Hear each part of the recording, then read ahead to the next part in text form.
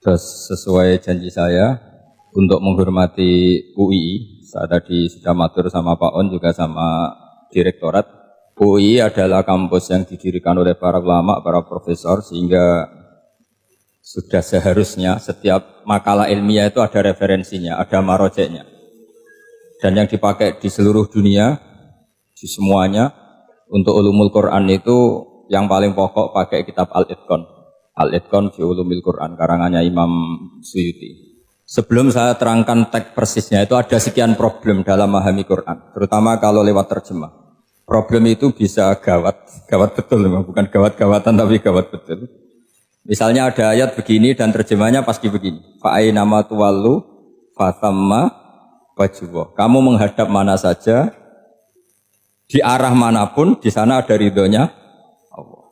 Itu kalau hanya pakai terjemah, tentu menjadikan kita sholat bisa menghadap ke timur, ke barat, ke utara, dan ke apa? Selatan. Saya cerita sedikit tentang asbabun nuzul. Memang tema sekarang tentang asbabun nuzul. Dulu Rasulullah SAW ketika di Mekah itu sholat menghadap Ka'bah. Tapi setelah pindah di Madinah, di mana Madinah itu ada komunitas Yahudi dan Nasrani, Rasulullah itu menghadap ke Baitul Maqdis. Kira-kira 16 bulan. 16 sampai 17 bulan. Semua riwayat itu kisarannya hanya 16 sampai berapa? 17 bulan. Sehingga orang Yahudi itu bilang begini, Muhammad ini baiklah, meskipun dia membawa agama baru tapi kiblatnya masih ikut kita, masih baik kan. Setelah 16 bulan Nabi diperintahkan Allah untuk menghadap ke Ka'bah. Awal liwajhaka syatral Masjidil Haram. Maka orang Yahudi itu berontak. Berontaknya adalah kiblat mereka ditinggalkan. Cara berpikir orang Yahudi itu kiblat mereka ditinggal. Sehingga mereka bilang mawallahum an qiblatihim allati kanu 'alaiha. Apa yang menjadikan umat Islam berpaling dari kiblat Baitul Maqdis. Kemudian mereka provokatif betul. Ini perlu diperjelas. Provokatif. Bilang begini. Inna Muhammadan tahayyara fi din. Muhammad ini bingung dalam beragama. Sehingga habis ngomong A ngomong B, habis kiblat Ka'bah, kiblat Baitul Maqdis. Sehingga dalam banyak tarikh disebutkan peristiwa kiblat itu terbanyak melahirkan orang murtad, orang yang keluar dari Islam gara-gara provokasi orang Yahudi. Muhammad tahayyara fi din. Muhammad itu bingung dalam menentukan pilihan apa? Beragama. Kemudian walhasil singkat cerita akhirnya Nabi itu madhep Ka'bah. Apa yang terjadi mukjizat itu adalah bahwa agama ini agama yang mewakili semua agama sebelumnya yang masih orisinil. Yaitu Nabi akhirnya berargumentasi Ka'bah adalah kiblat yang asli, yang lebih tua. Terus mereka tanya, buktinya apa?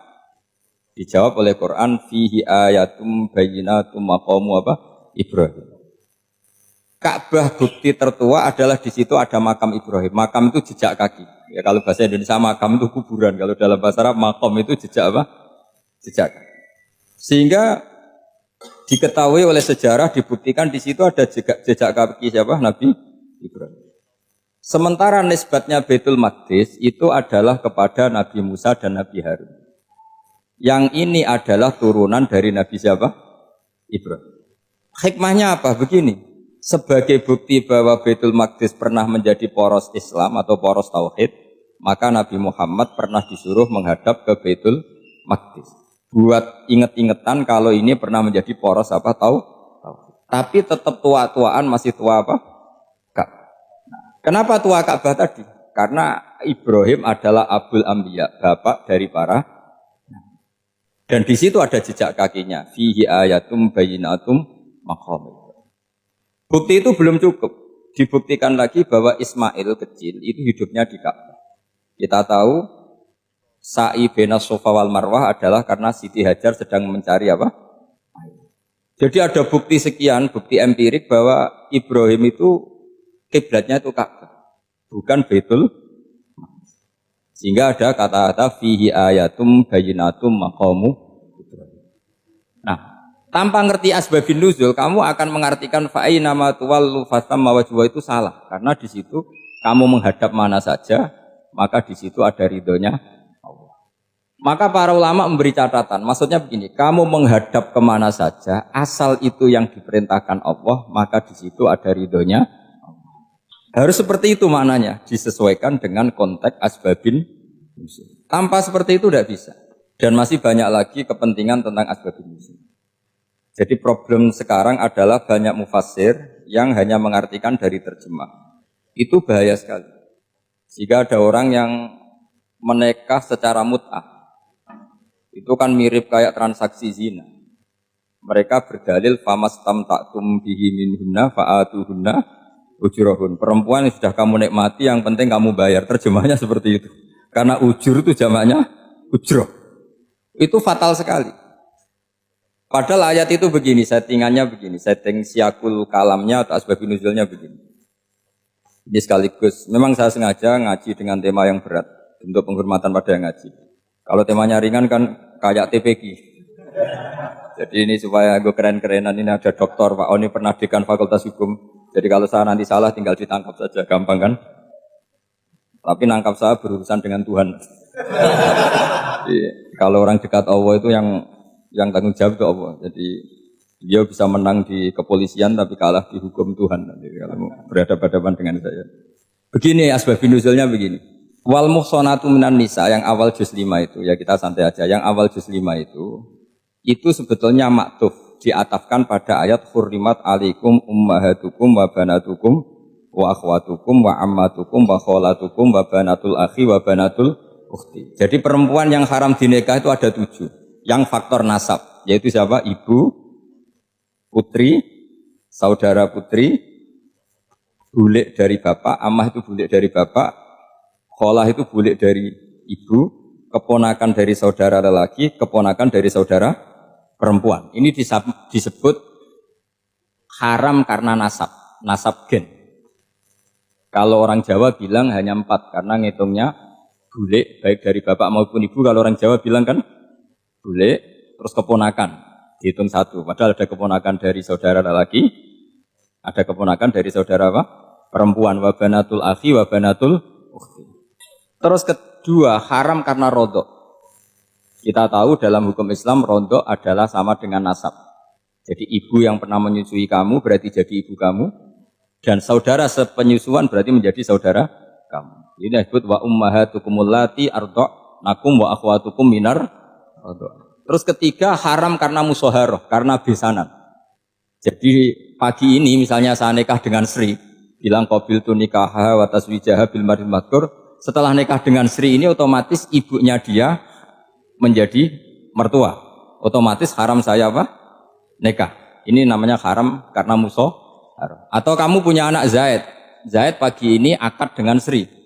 Berarti Sri adalah menantu Anda. Otomatis haram bagi Anda. Itu namanya haram karena musoharoh, karena bisanan. Itu yang disebut waroba apa haram-haram itu kan saat terus itu wa ummahatun nisaikum. Ibu dari istri-istri kamu. Memang ini agak jelimet, tapi memang syaratnya mufassir harus biasa jelimet. Jangan hanya nyari partai ayat-ayat untuk kepentingan partai. Wah, itu ngeri.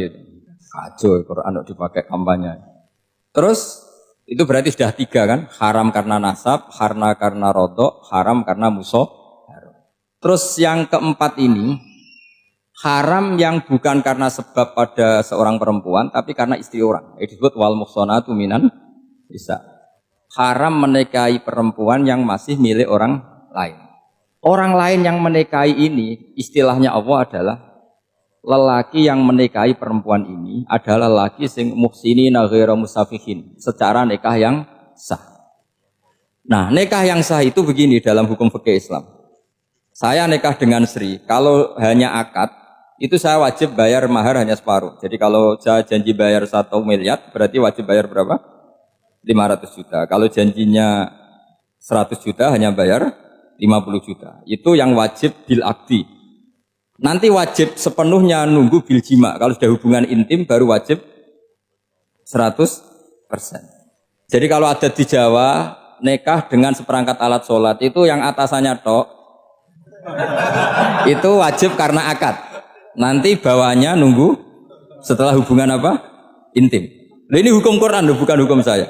Makanya kan wa in talaqtumuhunna min qabli an tamassuhunna, saat terus fanis fuma faradtum, hanya wajib bayar setengah.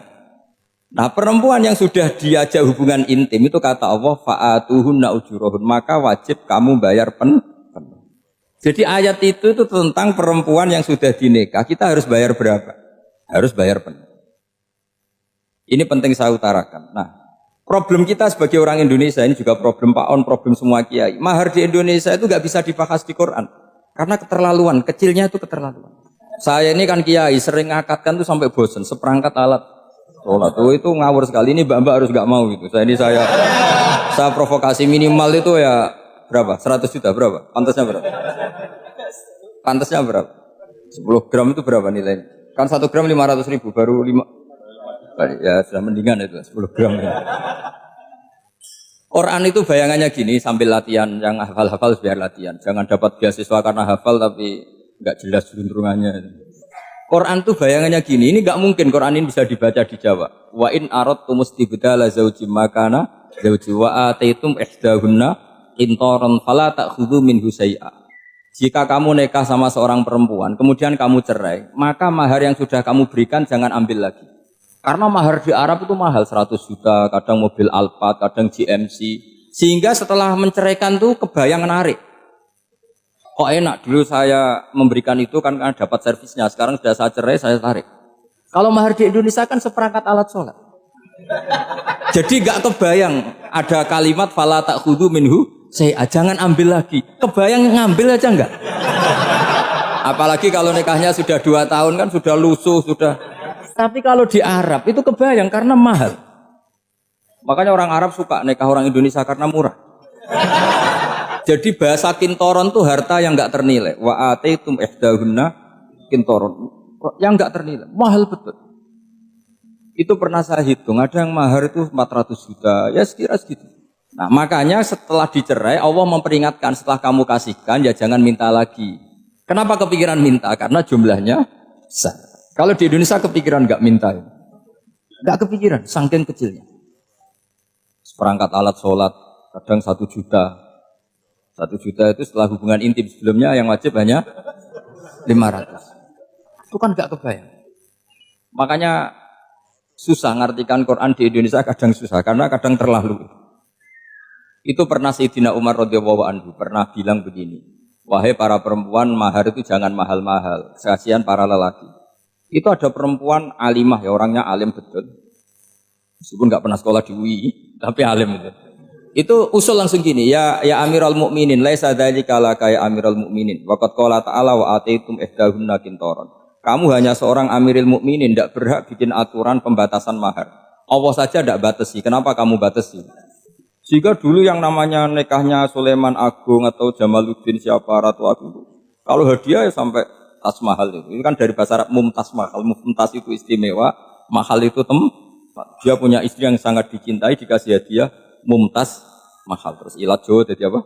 Tas mahal. Itu sama Mujid Ulil Albab kalah. Itu kalau cerai kan kepikiran minta lagi, dikasihkan yang baru. Tapi kalau di Indonesia tidak mungkin karena apa tadi? Seperangkat alat sholat. Begitu nyari yang murah lagi. Yang bagus kitanya, bungkusnya yang bagus. Maka enggak mungkin kita maknani Quran tanpa mengenal yang bernama asbabin nuzul. Karena makna ayat itu bisa kacau kalau kita tidak tahu asbabin nuzul. Yaitu kayak tadi makna fa'ina ma tuwallu fatamma wajhu. Itu maknanya kan kamu menghadap mana saja, boleh saja di sana ada ridhonya Allah. Berarti kan bisa ke timur, ke selatan, ke utara, ke barat. Itu bahaya betul. Sehingga kata ulama harus mengkaji asbabin nuzul. Supaya porsi ayat ini sampai semana jauhnya itu kita tahu. Tanpa tahu itu tidak bisa. Begitu juga menyangkut kiblat misalnya. Sekarang saya tanya, kemarin kan ramai dulu di Kemenak, kiblat semuanya diukur dengan GPS, terus beberapa masjid dikomentari salah karena diukur pakai apa? GPS. Kalau dalam bahasa falak disebut yaumarosdil kiblat. Memang bisa diilmun. Tapi pertanyaannya begini, dari awal Allah ngendikan fawalli wajhaka syatral masjidil haram. Kamu yang penting sholat itu menghadap masjid. Masjid itu ya bangunan. Sehingga kata Ibnu Abbas yang diriwayatkan banyak ulama mengatakan Al-Ka'bah kiblatun li ahlil masjid wal masjid kiblatun li ahlil haram wal haram kiblatun li ahlil masyriq wal maghrib. Jadi kalau orang di dalam masjid kiblatnya harus Ka'bah. Di luar masjid kiblatnya asal bangunan Masjid Haram.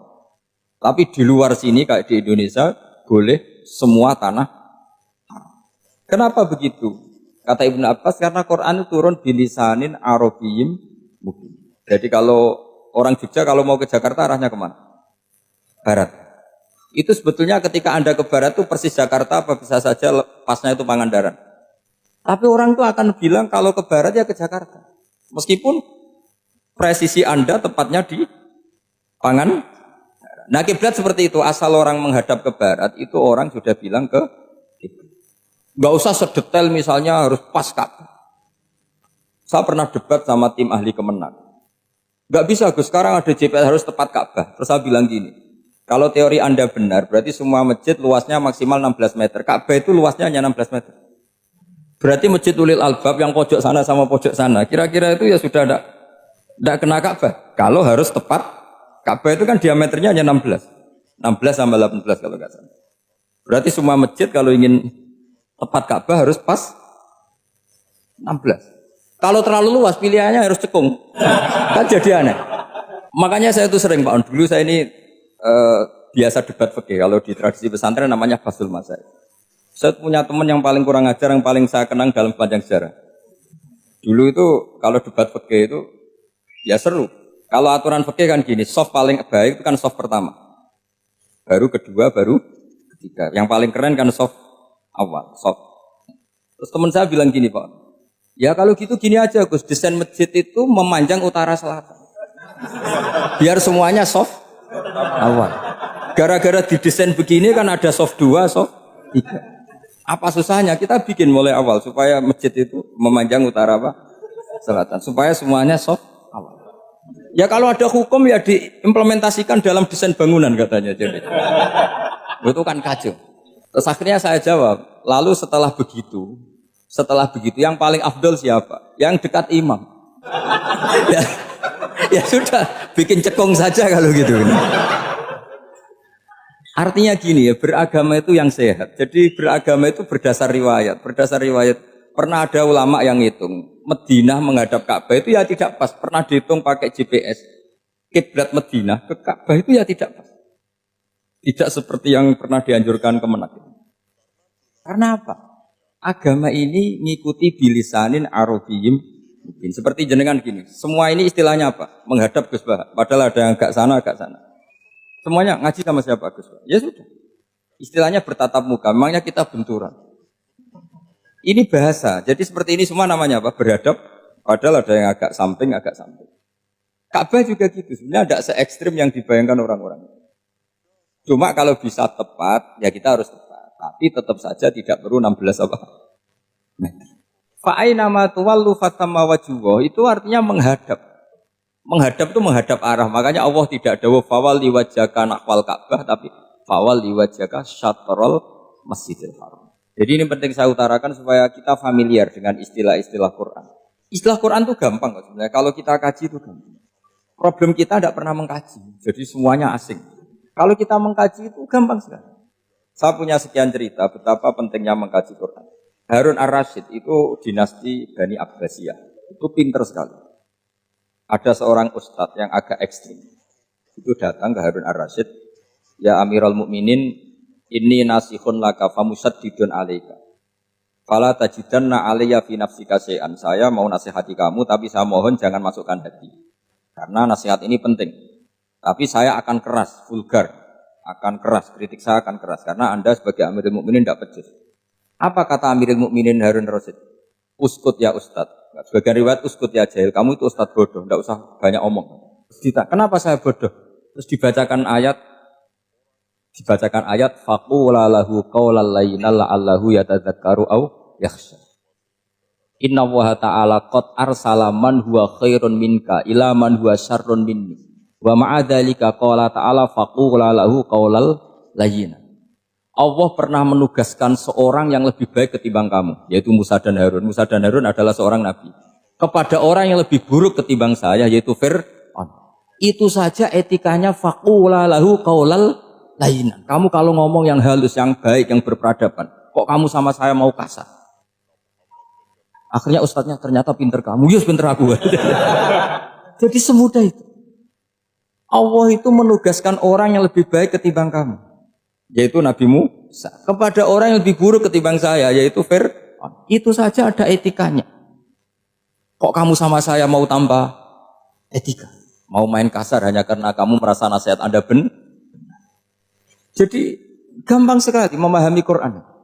Tapi lagi-lagi memang bagi ahlinya. Tapi ini saya bantu supaya sampean jadi ahli apa? Quran. Meskipun ngajinya sebulan sekali. Sudah sebulan sekali tidak punya kitabnya. Sudah. Jadi ulama dulu kalau belajar Quran itu gampang sekali. Saya berkali-kali cerita. Yang kitab saya baca di rektorat itu namanya Syajaratul Ma'arif. Itu kalau cerita bikin judul itu enak sekali. Babuna fil ibad bikullil bilad. Bab seseorang di mana saja hidupnya harus bermanfaat. Terus dalilnya itu hanya mengutip makalahnya Nabi Isa wa ja'alani mubarakan ainama kuntu. Ciri utama seorang nabi apa? Saya di mana-mana adanya berkahi orang lain. Jadi berkah bagi orang lain. Maksudnya tidak jadi problem bagi orang lain. Artinya kamu hidup entah di Jogja seperti Pak Ono orang Jember, saya orang Rembang. Hidup di Jogja manfaat, di Jember ya manfaat, di mana-mana manfaat. Saya pernah di Korea seminggu ya manfaat. Saudara kita TKI yang di Korea ya manfaat. Di sana bikin masjid, bikin apa. Karena ngendikane Allah menceritakan Nabi Isa siapa? Wa ja'alani mubarakan ainama kuntu. Saya adalah orang yang di mana-mana berkah. Artinya manusia eksistensinya harus seperti itu, hidup di mana saja berkah. Gampang sekali memahami Quran. Pernah Imam Syafi'i ditanya, kalau kamu enggak kehilangan air atau enggak ada air di satu daerah, cari-cari dulu. Sampai enggak ketemu. Setelah enggak ketemu air baru kamu boleh tayam. Imam Syafi'i ditanya, apa dalilnya harus mencari dulu? Kalau nggak ada air ya langsung tayamum saja. Kenapa harus nyari-nyari dulu? Jawabnya Imam Syafi'i itu gampang sekali. Qala ta'ala falam tajidu ma'an. Kemudian kamu tidak menemukan di mana-mana tidak menemukan setelah mencari. Kalau belum mencari namanya tidak tahu. Kan ayatnya kan falam tajidu ma'an. Kemudian kamu tidak menemukan air. Tidak menemukan tuh nyari dulu apa langsung ambil sikap? Nyari dulu baru kesimpulannya tidak ketemu. Kalau belum pernah nyari namanya tidak tahu. Segampang itu ulama dulu memahami Quran karena konstruksinya utuh. Yaitu mereka tahu betul bahwa Quran itu bilisanin Arabiyyin. Ketika Futuhat Syam. Syam dulu itu dikuasai tentara Romawi. Era Sayyidina Umar Futuhat. Yerusalem dikuasai tentara Islam. Itu awal Sayyidina siapa? Umar radhiyallahu anhu. Ketika Futuhat mau ada pesta besar-besaran. Tapi Umar menolak. Ketika menolak, kenapa Anda menolak? Beliau hanya membaca ayat Innallaha ta'ala ayyara qauman faqala adhabtum thayyibatikum fi hayatikumud dunya. Allah itu mengkritik satu komunitas kaum yang zaman di dunia menghabiskan semua kenikmatan. Maka kita tidak perlu syukuran besar-besaran. Jangan-jangan jatah kita di akhirat kita habiskan di dunia. Itu adhabtum thayyibatikum fi hayatikumud dunya. Semudah itu ulama. Rasulullah pernah dahar, pernah makan. Makan karena 3 hari gak makan, cara Indonesia gak makan nasi, gak makan daging, sudah lama sekali. 3 hari Nabi hanya makan kurma dan air putih. Pernah Nabi gak makan roti sampai 3 hari. Kalau Indonesia mungkin gak makan nasi. Di hari ketiga, ada sahabat yang berbaik hati, Nabi disembelihkan kambing, dipotongkan kambing, Nabi disuruh dahar. Itu baru dahar setengah piring, Nabi berhenti. Ketika ditanya, setengah piring itu kan sudah kuat. Untuk sholat, untuk apa sudah kuat. Ditanya, ya Rasulullah kenapa berhenti? Bukankah engkau tidak makan ini 3 hari? Nabi menjawab, walatus alunna yawma idzin anin naim. Semua nikmat yang saya rasakan nanti ada pertanggungjawabannya. Makanya saya tidak ingin banyak-banyak. Wah itu kalau diterapkan di sini enggak populer. Makanya saya tahu gayanya ngaji Quran itu enggak siap dengan konsep-konsep Quran itu. Jadi segampang itu orang dulu. Nah karena apa ya itu tadi? Mereka tahu asbabun nuzul. Quran itu diturunkan dalam konteks apa? Lafaz ini arahnya kayak apa? Mutlak muqayyadnya kayak apa? Muhkam mutasabihnya kayak apa? Nasah mansuhnya kayak apa? Nah sedikit saya cerita ini mungkin contoh terakhir supaya agak lama-lama. Nanti bingung kalau lama. Yang bingung ya saya. Bingung cara memahamkan. Jadi kalau guru itu kan bingung cara memahamkan. Kalau murid bingung cara memahami. Gak tahu tingkat kebingungannya sama. Kalau guru itu bingung cara memahamkan. Kalau murid bingung cara, jadi ini pertemuan 2 kelompok bingung. Yang satu bingung cara memahamkan, yang satu bingung cara. Kalau orang ekstremis bingung cara merusak suasana, nah, itu nggak benar itu. Ada loh. Rasulullah itu nabi, itu paling pusing yang ngadepi orang-orang yang ekstrim. Karena apa? Cara berpikir itu lompatannya itu nggak tertib. Jadi nabi itu cara berpikir itu kecerdasan nubuah. Sementara orang ekstrim cara berpikir itu kecerdasan nafsu, bukan kecerdasan manusia. Kalau manusia masih baik nafsu. Misalnya begini, kalau dalam tradisi nubuah itu, saya dengan Pak Anu berteman lama, mulai tahun 2000 berapa. Itu kalau Pak Anu bertamu ke saya, harusnya tidak usah tak kasih makan, karena sudah dekat. Tapi kalau kenalan baru itu dikasih makan, disangoni. Jadi Nabi itu perilakunya agak unik. Akhirnya ada orang yang cara berpikir itu dangkal. Ya Rasulullah ini tidak fair. Yang iman lama tidak diservis, yang iman baru diservis. Cara berpikir Nabi begini, orang Ansor itu kan sering memberi Nabi. Perjuangannya Nabi ditopang orang apa? Ansor. Donatur lah, kira-kira orang Ansor itu donatur. Donatur itu keren. Karena donatur itu artinya al-yadul ulya khairum minal yadis. Sehingga ketika Nabi sudah menguasai negara, menguasai Mekah Medina, sudah futuhan, itu orang Ansor tetap enggak diservis. Yang diservis Nabi itu orang-orang baru masuk Islam, disebut wal mu'allafati qulubuhum atau Islam mu'allaf. Ada 1-2 orang yang protes, tentu yang enggak pinter. Tukang protes pasti tidak pinter. Wong iskal-iskalnya sendiri, otaknya enggak sampai-sampainya sendiri, orang lain disuruh jawab. Makanya di sini tidak ada tanya jawab, nanti iskal-iskal kamu sendiri, bingung-bingung kamu sendiri, saya disuruh jawab. Berarti Gus Pak enggak mau ditanya, ya memang enggak mau karena tadi jawab sendiri aja, nanti pinter sendiri, kapan-kapan pinter sendiri. Akhirnya tanya begini, cara tanya gini, ya Rasulullah, ini enggak fair. Orang sudah Islam lama setelah negara terbuka milik Anda, setelah kita menang, setelah kita menguasai negara, enggak kamu servis. Sementara yang baru Islam kamu, Nabi itu bertanya senyum-senyum, rileks saja. Lama-lama tambah ekstrim pertanyaannya. Kata Umar, ya Rasulullah saya beri izin untuk membunuh orang ini. Umar itu pikirannya karena mangkel Nabi. Nabi jangan. Kalau kamu bunuh, nanti apa kata orang banyak? Inna Muhammad dan yaktulu ashabah. Dikira Muhammad membunuh sahabatnya sendiri. Nabi masih mendengar. Komplainnya masih dengar. Lama-lama Nabi memberi penjelasan. Kamu ini orang Ansor. Kamu biasa memberi saya, memberi dana perjuangan. Memberi itu hebat. Saya tidak ingin menurunkan grade Anda. Grade sebagai pemberi, berarti kelasnya elit. Sekarang menjadi penerima. Itu tidak bagus. Itu betapa Rasul ini namanya kecerdasan nubuah. Kalau orang biasa memberi, biar memberi saja. Supaya dia tetap heroik, tetap patriotik, tetap keren. Karena mentalnya Jangan sampai dari mental memberi, kemudian mentalnya peminta. Jadi kalau Pak On jadi tim suksesnya Pak Jokowi itu ya tidak minta-minta. Kalau dulu kampanye ya kampanye saja. Biar memberi terus gak pernah minta. Meskipun akhirnya ya gelong. Tapi Nabi dulu tidak gitu. Jadi orang Ansor itu gak pernah diservis. Padahal jasanya kayak gitu. Supaya kelasnya tetap kelas elit. Yaitu pemberi, penanggung jawab. Nabi gak ingin orang Ansor turun grade menjadi penerima. Orang-orang yang cerdas nubuah menerima konsep Nabi seperti itu. Lo tanya sama Pak On, saya dan ikut terjemahan UI itu puluhan tahun sama Pak. Itu beliau ke kontrakan saya ke rumah beliau. Tidak pernah berharap apa. Saya sangat tertutup. Bukan apa-apa ya, kalau ingin memberi saja. Kontribusi saya pada Al-Quran. Saya tidak kepikiran mendapat. Supaya heroik.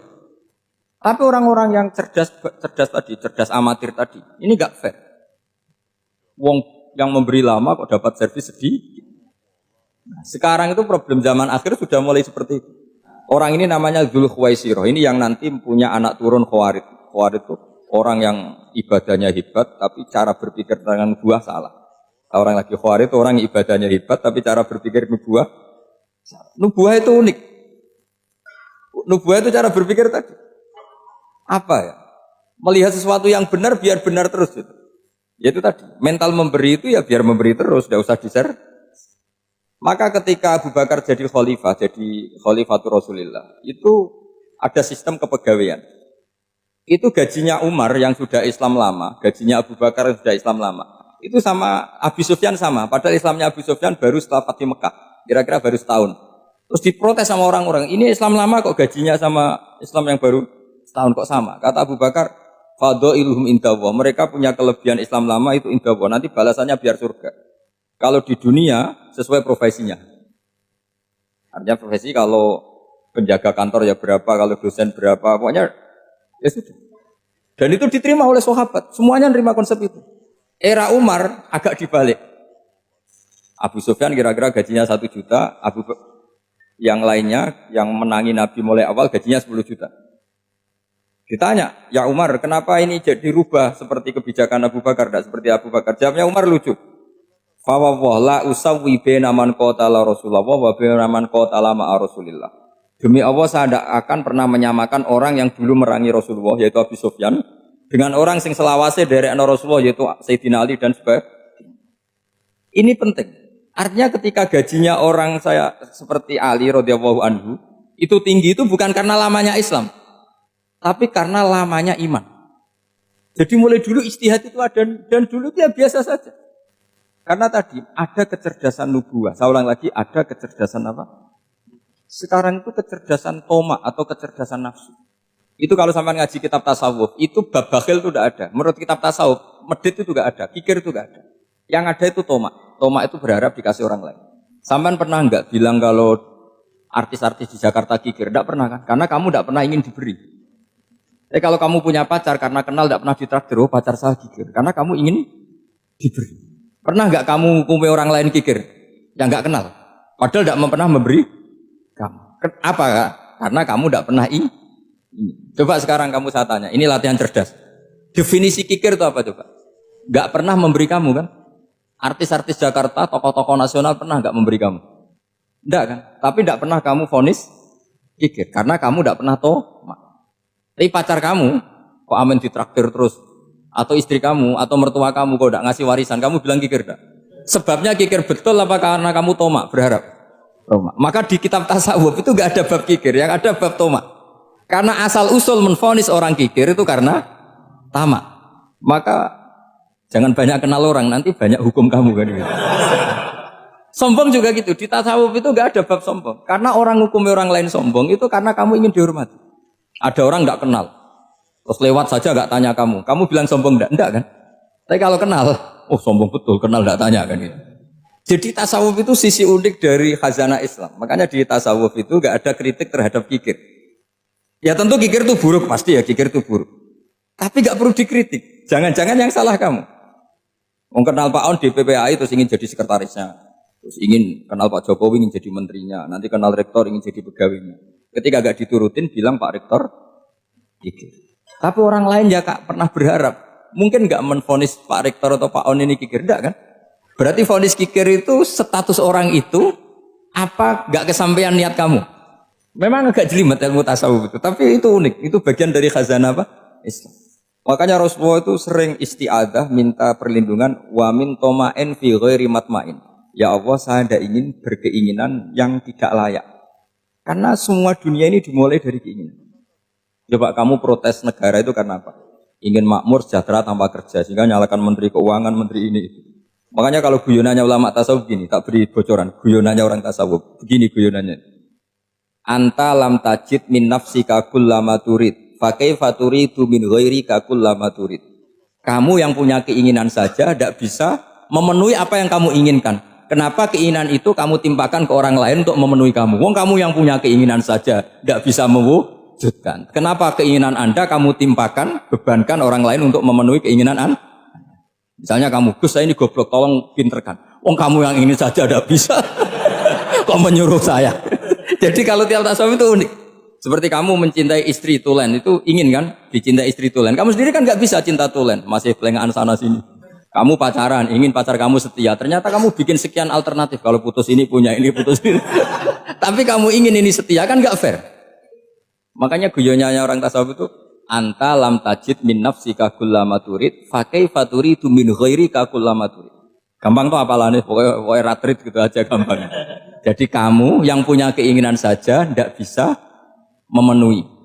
Kok orang lain disuruh memenuhi. Sehingga orang tasawuf itu malu betul. Misalnya saya kok ingin Pak On takdim sama saya itu kurang penggawean. Kalau saya ingin ditakdimi saya menakdimi diri saya sendiri. Makanya berbahagialah orang yang ngilu terus saya ganteng sendiri ya Allah. Saya kaya sendiri. Menunggu orang lain bilang kamu kaya itu repot. Menunggu orang lain bilang kamu hebat itu sudah bilang aja ya Allah saya hebat, ya Allah saya ganteng, ya Allah saya cantik. Daripada menunggu orang lain bilang apa? Cantik. Jadi ilmu tasawuf itu unik. Jadi kalau fikih itu yang dikritik itu kikir. Kalau tasawuf enggak toma. Karena orang yang kamu vonis kikir itu jangan-jangan tidak kikir tapi mementingkan yang lebih penting. Misalnya ada teman yang tidak pernah naktir kamu, ternyata punya ibu sakit, uangnya dianggarkan untuk ibunya yang sakit, atau anaknya sekolah, atau keluarganya masih butuh dia, ya, sehingga sama teman dia kikir. hakikatnya kikir apa mementingkan yang penting. Tapi kamu karena nggak pernah ditraktir menvonis kikir.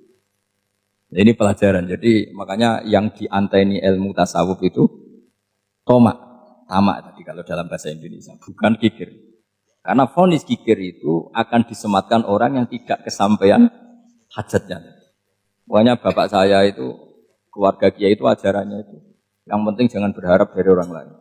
Ini Pak On saksinya, saya dulu benahin terjemah itu nggak pernah ingin diperlakukan seperti ini. Yang ngaji aja.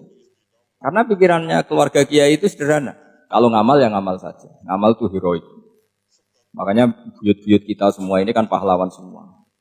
Membela negara Indonesia jadi merdeka. Ya nggak pernah kebayang jadi presiden, menteri. Tapi sekarang nggak, ngamal sedikit saja harus jadi menteri. Jadi ini bahaya kalau dalam kelangsungan bernegara. Karena orang biasa transaksional. Awal negara ini dibangun berdasar heroik, bukan berdasar apa?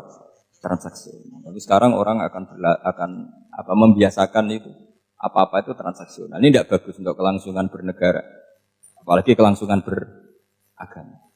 Sehingga seperti saya ini masih punya desa-desa binaan di Sragen, di pedalaman Papua sekalipun. Saya punya santri banyak di Papua. Itu kalau cerita itu unik-unik. Itu mau Jumatan, itu enggak ada orang 40. Sudah datang setengah 12. Itu datangnya 3 jam. Di situ mau ketemu santri 3.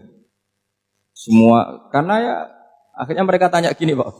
Pertanyaannya itu lucu. Gus, boleh enggak Jumatan orang 3? Secara fikih Syafi'i kan harus orang 40. Kemudian mereka tak bilang buat sholat duhur saja. Mereka enggak mau. Wong Jumat kok duhur. Harinya kan Jumat, masa sholatnya? Sehingga kita yang jadi kiai akhirnya nyari fikul madzhabil arba. Nyari fikih madzhab 4. Ternyata Imam Malik membolehkan orang 6. Ada yang bilang 12. Yang penting keceluk jamun. Jamun itu kelompok. Kalau 3 kan belum keceluk apa? Belum disebut apa? Kelompok. Ini penting saya utarakan supaya kita berjuang itu bukan karena sefri seperti ini kayak di Ulil Albab, masjidnya keren, kampus swasta tertua, terus termasuk nomor 1-2 di Indonesia. Oke, kita syukur dengan kebesaran UI. Tapi yang namanya dakwah itu menjadikan orang tidak tahu menjadi tahu, termasuk kepada desa-desa tertinggi. Sama. Yang namanya menteri itu pembantu presiden untuk memenuhi kebutuhan rakyat banyak. Sekarang misalnya menteri pertaniannya itu hebat, cerdas. Tapi petani nggak mau nandur padi, mau apa? Coba yang membantu ketahanan pangan itu para petani mau nanam padi apa karena menteri pertanian? Karena petani mau nanam. Ya sudah GR saja, kita pembantu presiden semua. Karena ikut menyumbangkan ketahanan pangan. Tapi kamu kan nggak digaji, kita keren, ngamal tambah harap gaji. Ini penting. Supaya Anda itu nggak hati kecil gitu. Ikut menyumbang negara tanpa ingin dapat gaji. Keren enggak? Dan itu nubuah. Apa? Nubuah. Orang Ansor itu seperti itu. Sehingga ketika Rasulullah wafat dan ada kompetisi kepemimpinan, itu orang Ansor gak ikut. Sudah kita makmum saja, silahkan dibagi di saking baiknya orang Ansor. Makanya saya ulang lagi ya.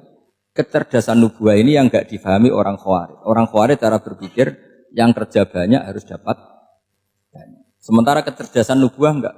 Yang biasa memberi, terus memberi saja, biar derajatnya tetap al-yadul ulya. Bismillahirrahmanirrahim. Ini saya baca supaya dapat berkahnya ulama-ulama dulu. Karena ini dikarang oleh ulama yang dipakai rujukan seluruh dunia. Begini, qala Ibnu Taimiyah, ma'rifatu sababin nuzuli yu'inu ala fahmil ayat. Jadi mengenali asbabun nuzul itu membantu memahami secara benar ayat itu. Karena tadi kalau ayat itu dipotong itu maknanya bisa kacau kayak tadi famastam ta'tum bihi minhunna fa'atuhunna ujurun. Kalau diterjemah itu kan mendukung kawin mut'ah.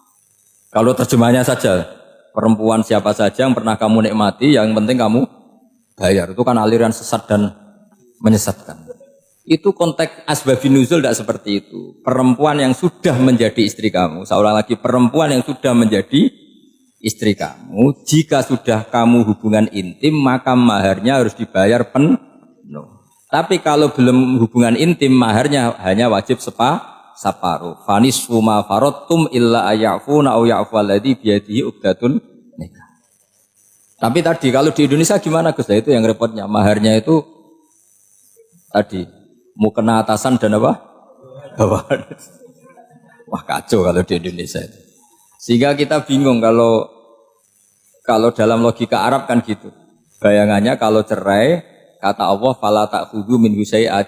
Harta yang sudah kamu berikan ke istri jangan diambil lagi. Sampai dilarang ngambil tuh karena jumlahnya banyak sehingga kepikiran ngambil. Kalau di Jawa nggak usah dilarang sudah tidak akan ngambil karena rukuhnya sudah lusuh. Itu susahnya baca Quran di Jawa ya. Karena dari awal maharnya terlalu apa? Kecil. Terus beliau Imam Suyuti termasuk di sini menyontohkan yang pasti salah kalau difahami yaitu tadi ayat apa itu fa'inama tuwallu fastammanova wajhu. Jadi beliau terus meringatkan betapa pentingnya mengenali asbabin nuzul. Karena asbabin nuzul itu gampang. Saya ulang lagi, asbabin nuzul itu gampang. Gampangnya begini ya, kan ada satu peristiwa, misalnya begini, Rasulullah itu kan mengkritik penuhanan Lata dan Uzza, berhala-berhala itu dituhankan, dikritik sama Rasulullah. Kemudian mereka begini, karena mereka biasa personifikasi Tuhan, Muhammad, kalau Tuhan itu tidak Lata Uzza dan itu terbuat dari batu, lalu Tuhan Anda itu dari apa? Amin fiddotin audabin, lalu Tuhan Anda ini dari emas apa dari perak? Karena mereka nggak bisa membayangkan Tuhan tanpa dipersonifikasi. Terus Allah menurunkan qul huwallahu ahad, Allahus somad, lam yalid wa lam yulad wa lam yakul lahu kufuwan ahad. Karena otaknya mereka sudah begitu, yang namanya Tuhan itu harus dipersonifikasi. Makanya saya kemarin di Korea seminggu, cerita yang paling unik gini Pak On, ada bos Islam, ada bosnya TKI yang baik. Mereka mengizinkan pekerjanya sholat. Bareng sholat tuh diingeti ke atas ke bawah, kok gak ada arcanya. Sehingga setelah sholat dibilang, apa saya berikan berhala sekalipun, karena gak kebayang ada orang sholat kok tanpa berhala, tanpa Tuhan. Yang kamu sembah itu mana, kok gak ada, apa tak belikan. Jadi unik. Nah teman saya yang satu unik lagi, dia termasuk pegawai Garuda, yang derekno saya ke Korea itu orang pegawai Garuda. Dia karena orang kaya biasa ke Eropa kemana-mana itu. Singkat cerita dia sholat di mall, karena nganggep Korea itu sudah negara maju kayak Eropa. Setelah sholat di mall pas asar itu, sekuritinya nelpon polisi. Pak polisi, di sini ada ritual teroris. Jadi kalau menamakan sholat itu ritual. Jadi artinya apa? Ritual-ritual yang kita lakukan itu macam-macam cara pandang. Orang ateis itu kan Cina kan, Korea itu kan ya Cina lah, Korea, Jepang, RRC itu kan sipit ini. Itu ya yang namanya ibadah sembahyang ya harus ada patungnya atau ada arcanya atau ada benda-benda itu. Orang Islam kan nggak ada sama. Makanya mereka itu kok bisa? Problemnya kita, saya ulang lagi, ini problem ya. Problemnya kalau ada itu ya repot. Begini misalnya, ini masih tentang asbabun nuzul. Ini contoh terakhir, tentang masih asbabun nuzul. Umar radhiyallahu anhu, sahabat Umar itu kalau mencium Hajar Aswad itu sambil gedumel. Tidak berdoa, tapi gedumel. Masyhur. Itu ada di Bukhari. Alim tu annaka hajarun la tadurru wa la tanfa. Walau la anni ra'aitu Rasulullah qabbalaka ma qabbaltuka. Saya tahu loh. Nyium Hajar Aswad dicium, tapi sambil gedumel. Saya tahu loh, kamu hanya batu, enggak mandoroti, enggak manfaati. Kamu jangan GR, saya cium itu jangan GR. Kalau saja saya tidak melihat Rasulullah mencium kamu, maka saya ada sudi nyium kamu. Dah gitu aja. Terus itu tiap nyium Hajar Aswad, itu tidak doa. Kalau kamu kan enggak minta kaya, minta macam-macam. Kalau Umar malah gedumel.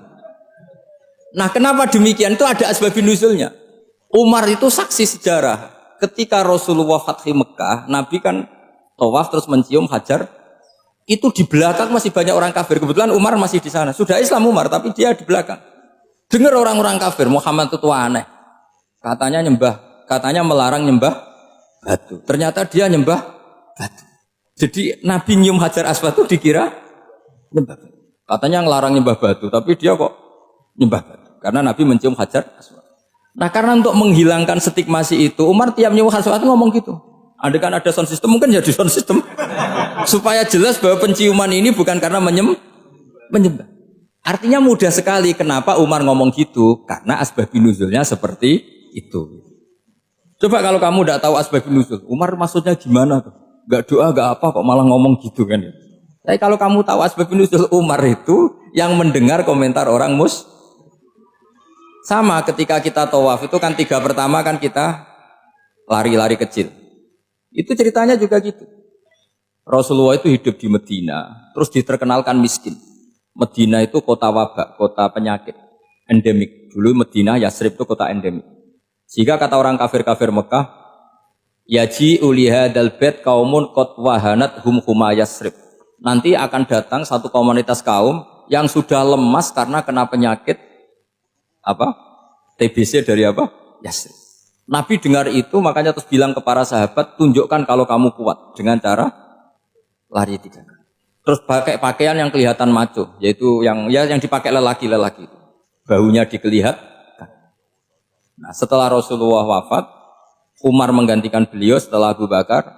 Umar bilang gini, sebetulnya tawaf seperti ini, yaitu lari pertama 3 putaran pertama lari dan memperlihatkan pundak seakan-akan orang maco itu sudah enggak perlu.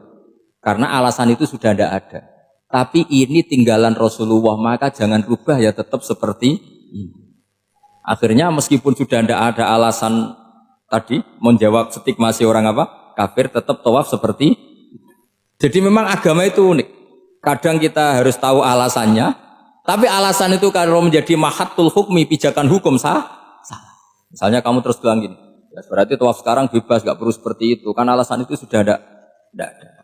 Nah di sini pentingnya riwayat. Riwayat itu begini, logikanya sudah enggak ada, tapi kaifiah itu, cara itu masih kita terus.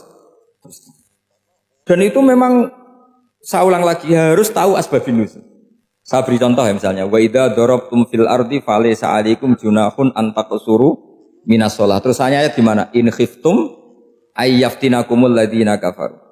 Jika kamu pergi dalam keadaan takut ditangkap orang kafir atau takut diculik orang kafir, maka kamu boleh mengqasar sholat. Itu jelas ada ayat in khiftum ayyaftinakumul ladzina kafaru. Jika kamu takut diculik orang kafir. Sehingga ketika ba'da Fatih Mekah, setelah Mekah dikuasai Islam, Umar tanya, "Ya Rasulullah, kenapa engkau masih sholat qasar? Bukankah kita sudah aman?" Wa qad qala ta'ala in khiftum ayyaftinakumul ladzina kafaru. Allah ngendikan boleh mengqasar itu kalau dalam kondisi takut. Waqad kunna fi amrin, sekarang kita sudah aman. Jawabannya Rasulullah itu unik. Ya Umar, hadhihi shadaqatun faqbalu shadaqah. Ini sedekahnya Allah, bonus, sudah terima saja, enggak usah catatan-catatan gitu. Sehingga era Umar ya ada lagi yang tanya Umar ke gitu. Terus kata Umar, sa'altu dzalika Rasulullah sallallahu alaihi wasallam faqala hadhihi shadaqatu wa faqbalu shadaqah. Sudah ini bonus dari Allah, terima saja. Ini kan unik. Padahal kalau secara disiplin ilmu kan begini. Kamu boleh mengqasar sholat kalau dalam bepergian dan dalam keadaan takut. Logika hukumnya kalau tidak takut, tidak usah. Sama seperti begini. Kamu kalau pergi jauh seperti saya Pak On, itu ngosor sholat apa enggak ngosor kan? Alasannya kalau kosor itu, kalau pergi itu masyakot, repot. Sekarang pergi kita pakai Alphard, pakai Innova. Bawa uang, disupirin, itu masyakot enggak? Enggak kan? Tetap boleh jamaah enggak? Boleh. Sebenarnya kamu jamak itu karena pengetahuan hukum apa karena enak jamak? Kalau alasannya masyakot, kan sekarang sudah ada, nggak repot. Ya sudah pakai hadis tadi, ini hadiah, terima saja. Jadi makanya agama itu riwayat. Tapi ada saja ulama yang agak balelo. Agak balelo gini, banyak juga ulama misalnya duwe gawe, ibunya sakit terus ribet jamak sholat. Kenapa? Ribet ngurumat ibu. Makanya ada saja kiai yang gawe mantu itu terus jamak sholat, tapi jangan ikuti. Tapi ada saja karena alasannya jamak itu karena apa? Repot. Ya ada saja, tapi ya jangan ditiru. Cuma saya ini cerita analisis hukum itu memang agak-agak unik. Jadi tadi kadang Nabi itu ditanya, ya Rasulullah, kita dulu boleh jamak qasar ini kan karena in khiftum ayyaftinakumul ladzina kafaru, takut diancam orang kafir. Sekarang aman, kenapa tetap jamak? Jawabnya Nabi, ini hadiah, terima saja. Ya ada sahabat yang bantah, kenapa Nabi? Allah itu zat yang baik, kalau sudah ngaji bonus nggak pernah ditarik lagi. Makanya Nabi kalau berdoa itu unik. Ya, siapa yang disiksa di dunia karena dosanya, fallahu akramu min ayyus sanniya uqubatahu fil akhir. Kalau ada orang salah, kok di dunia sudah dikasih sanksi, Allah itu lebih mulia untuk mengulang nanti di akhirat. Akram itu Allah terlalu mulia, maksudnya orang kepikiran, wis males ya selesai, tidak akan di. Kalau sampean kan enggak, masih ingin lagi. Jadi itu cara berpikir nubuah. Jadi berpikir nubuah itu beda. Ada orang pas sujud diinjek sama orang fasik. Diinjek, kemudian si yang sujud tadi, wallah la yaghfiru wa laka, demi Allah tidak akan ngampuni kamu. Itu langsung Allah memberi wahyu sama Nabi di zaman itu. Bilangin yang sejar sujud itu, dia harus minta maaf sama saya, kata Allah. Man dzalladzi yata'alla ala fulan. Dia bersumpah bahwa Allah tidak akan memaafkan orang itu. Itu harus diralat. Nabinya iskal, kenapa ya Allah? Yang Tuhan itu saya ini punya sifat dua, bisa menyiksa dan bisa memaafkan. Kenapa dia milih sifat saya satu tidak memaafkan? Akhirnya apa? Orang yang nginjek tadi sama Allah dikasih tobat dan jadi orang soleh. Jadi itu makanya kamu nggak boleh jadi orang ekstrim nyifati Allahnya satu. Nggak boleh, Allah tetap bisa yaghfiru liman yasha wa yu'adzibu man yasha. Sifatnya Allah dua ya tetap dua, nggak boleh kamu pilih satu.